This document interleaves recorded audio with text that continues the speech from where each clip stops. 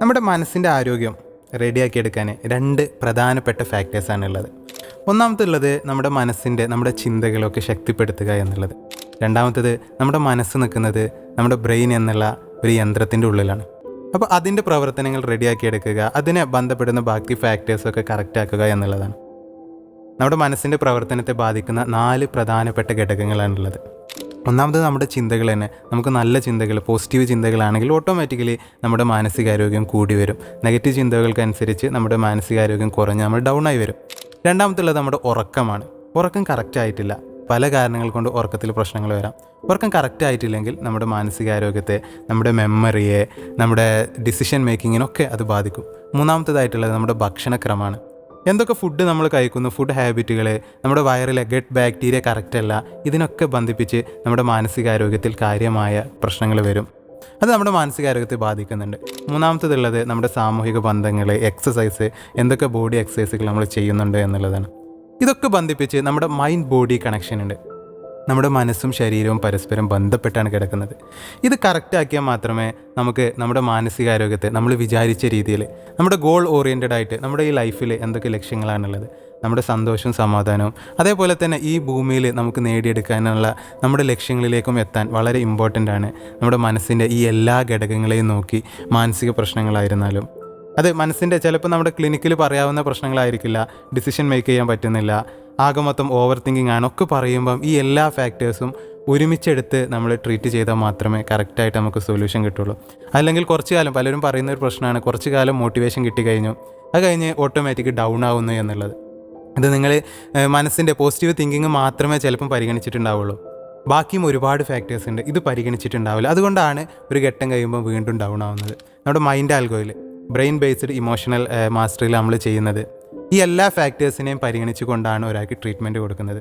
ഇതിൽ അതിനാവശ്യമായ psychological tools, diet ചാർട്ടുകൾ, ഓരോരുത്തർക്കും ഇൻഡിവിജ്വലായിട്ട് എന്തൊക്കെ ഡയറ്റ് ചാർട്ടുകൾ വേണോ അത്, എക്സസൈസ് റൂട്ടീനുകൾ, ബ്രെയിൻ ഹെൽത്തിന് പ്രധാനമായിട്ടും വേണ്ട എക്സസൈസുകൾ, എയറോബിക് എക്സസൈസുകൾ, അതേപോലെ തന്നെ ഹൈ ഇൻറ്റൻസിറ്റി ഇൻ്റർമീഡിയറ്റ് ട്രെയിനിങ് എന്ന് പറയും, വളരെ പെട്ടെന്നുള്ള ബ്രിസ്ക് വാക്കിംഗ് ഒക്കെ അടക്കമുള്ള സംഭവങ്ങൾ. സൈക്കാട്രിക്, അതേപോലെ തന്നെ സൈക്കാട്രി റിലേറ്റഡ് ആയിട്ടുള്ള അസുഖങ്ങളാണ് സൈക്കോസൊമാറ്റിക്, സൊമാറ്റോസൈക്കിക്. ശാരീരിക പ്രശ്നങ്ങൾ മാനസിക പ്രശ്നങ്ങളായിട്ട് മാറുന്നു.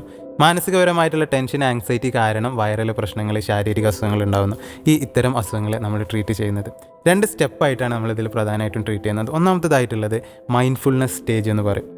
ലൈഫിൽ ആകെ മൊത്തം മൈൻഡ്ലെസ് ആയിട്ട് നടക്കുകയാണ്, ഒന്നിലും ശ്രദ്ധയില്ല, ഓവർ തിങ്കിങ് ആണ്, വിചാരിച്ച പോലെ ലൈഫ് പോകുന്നില്ല. അത്തരം ആളുകൾക്ക് ലൈഫ് ഒന്നും കൂടി ഡിസിപ്ലിനായിട്ട് വരണം, ചിട്ട ക്രമീകരിച്ച് ലൈഫ് വരണം. അതിനുവേണ്ടി മൈൻഡ്ഫുൾനെസ്, അതിനു വേണ്ടിയുള്ള ടൂൾസ്, ടെക്നിക്സാണ് നമ്മൾ യൂസ് ചെയ്യുക. രണ്ടാമതായിട്ട് നിങ്ങൾ ഓർത്ത് നോക്കുക, ഡിസിപ്ലിനായിട്ട് രാവിലെ എണീറ്റ് കറക്റ്റ് കാര്യങ്ങൾ ചെയ്തു, അതേപോലെ തന്നെ കറക്റ്റായിട്ടൊരു റോബോട്ടിക് ലൈഫ് ജീവിച്ചുകൊണ്ട് നമുക്ക് ലൈഫിൽ എത്ര ആളുകൾക്ക് ലൈഫിൽ സക്സസ് ആയിട്ടുണ്ട്. മസിൽ ബോഡി ബിൽഡിംഗ് ഒക്കെ ഒരുപാട് ആളുകൾ ചെയ്തിട്ടുണ്ടായിരിക്കും. പക്ഷേ കറക്റ്റ് ലൈഫിൽ സക്സസ് ആവണമെങ്കിൽ ഈ സിസ്റ്റത്തിൻ്റെ പുറത്ത് കടന്ന് ചിന്തിക്കണം. അതിന് ശരിക്കും നമ്മുടെ ഫ്ലോ സ്റ്റേറ്റ് എന്ന് പറയും. നമ്മൾ പാഷനേറ്റ് ആയിട്ട് ചെയ്യുമ്പം പലപ്പോഴും നമ്മൾ ഡിസിപ്ലിൻ ആവില്ല. ആ കാര്യങ്ങൾ പാഷനേറ്റ് ആയിട്ടായിരിക്കും കാര്യങ്ങൾ ചെയ്യുക. അതിന് ശരിക്കും നമ്മൾ മൈൻഡ്ലെസ് എന്നാണ് പറയുക. അമേരിക്കൻ പ്രസിഡന്റ് ബറാക്ക് ഒബാമ, അതേപോലെ തന്നെ സ്റ്റീവ് ജോബ്സ് അടക്കമുള്ള ആളുകൾ ഈ ഒരു ടെക്നിക്ക് എഫക്റ്റീവായിട്ട് യൂസ് ചെയ്തിട്ടുള്ളതാണ്. ബറാക്ക് ഒബാമയൊന്നും എന്നും ഒരേ ഡ്രസ്സായിരുന്നു ധരിച്ചുകൊണ്ടിരുന്നത്, സ്റ്റീവ് ജോബ്സും. കാരണം അവർക്ക് നമ്മൾ ഒരു ദിവസത്തിൽ 10-30,000-ഓളം തീരുമാനങ്ങൾ എടുക്കാനുണ്ട്. ഒരുപാട് തീരുമാനങ്ങൾ എടുക്കുമ്പം നമ്മുടെ മനസ്സ് ഓട്ടോമാറ്റിക്കലി ഡ്രെയിൻഡ് ആയിപ്പോവും.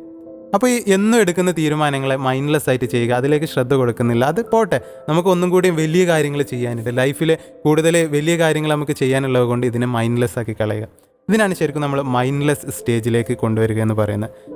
ഇതിന് നമ്മൾ എഫക്റ്റീവായിട്ട് യൂസ് ചെയ്യുന്ന കുറച്ച് സംഭവങ്ങളാണ് ഡ്രീം ജേർണലിംഗ്. നമ്മൾ എന്നും ഉറക്കത്തിൽ സ്വപ്നം കാണുന്നുണ്ട്, പക്ഷെ നമ്മൾ അപ്പം തന്നെ മറന്നു പോവുകയാണ്. നമ്മുടെ മനസ്സിൻ്റെ അകത്തേക്കുള്ള ഒരു വാതിലുകളാണ് നമ്മുടെ സ്വപ്നങ്ങൾ. ഡ്രീം ജേർണലിംഗ്, അതേപോലെ തന്നെ അത് ബന്ധിപ്പിച്ചുള്ള ഫ്ലോ സ്റ്റേറ്റിനുള്ള ഒരുപാട് ടെക്നിക്സൊക്കെ യൂസ് ചെയ്ത് ക്രിയേറ്റിവിറ്റി ബൂസ്റ്റ് ചെയ്യുന്ന സ്റ്റേജാണ് രണ്ടാമത്തെ. ഇത്തരത്തിലാണ് നമ്മുടെ ഓരോരുത്തരുടെയും മൈൻഡ് ഹെൽത്ത് ഇമ്പ്രൂവ് ചെയ്യാൻ മൈൻഡ് ആൽഗോയിൽ നമ്മൾ പ്രോഗ്രാം ഡിസൈൻ ചെയ്തിട്ടുണ്ട്. നിങ്ങൾക്കും ഇതിൻ്റെ ഭാഗമാവാനും നിങ്ങളുടെ ലൈഫിലും വലിയ മാറ്റങ്ങൾ വരുത്താൻ നമ്മുടെ പ്രോഗ്രാമിൻ്റെ ഭാഗമാവാനും താഴെ കാണുന്ന നമ്പറിലോ നമ്മുടെ ഓഫീസ് വരുന്നത് കാലിക്കറ്റ് ഹൈലൈറ്റ് ബിസിനസ് പാർക്കിൽ അവിടെ നേരിട്ട് വന്നോ നിങ്ങൾക്ക് ഇതിൻ്റെ ഭാഗമാവാൻ സാധിക്കും. നമ്മുടെ ഈ ചാനലിൽ, യൂട്യൂബ് ചാനലിൽ നമ്മളിതുമായിട്ട് ബന്ധപ്പെട്ട നിങ്ങളുടെ മൈൻഡ് ഹെൽത്ത് ഇനിയും എങ്ങനെ കൂടുതൽ ബെറ്റർ ആക്കാൻ പറ്റും, ബ്രെയിൻ ഹെൽത്ത് എങ്ങനെ ഒപ്റ്റിമൈസ് ചെയ്യാൻ പറ്റും എന്നുള്ളതിൻ്റെ കൂടുതലായിട്ടുള്ള ടോപ്പിക്സ് അപ്ഡേറ്റ് ചെയ്യുന്നതാണ്. അത് നിങ്ങൾക്ക് കിട്ടാനും അത് കാണാനും വേണ്ടി നമ്മുടെ ചാനൽ സബ്സ്ക്രൈബ് ചെയ്യുക, ബെൽ ബട്ടൺ എനേബിൾ ചെയ്ത് വെക്കുക. Thank you all.